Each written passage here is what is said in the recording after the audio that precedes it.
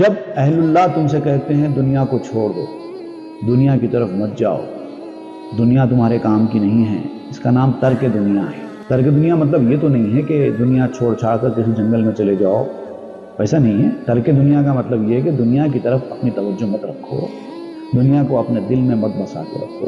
دنیا حاصل کرنے میں ہی اپنی پوری زندگی مت لگاؤ، یہ ہے ترک دنیا۔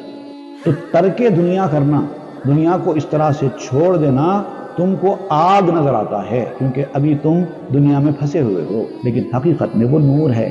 جب انسان اس راستے پر آنے لگتا ہے تو ابتدا میں اس کو یہ دشوار ہوتا ہے ترک دنیا کرنا، آگ کی طرح معلوم ہوتا ہے،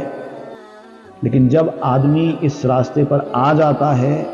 سلوک کا راستہ طے کرنے کی طرف لگ پڑتا ہے، تو ترک دنیا اس کے لیے آسان بن جاتی ہے اور نور ثابت ہو جاتی ہے۔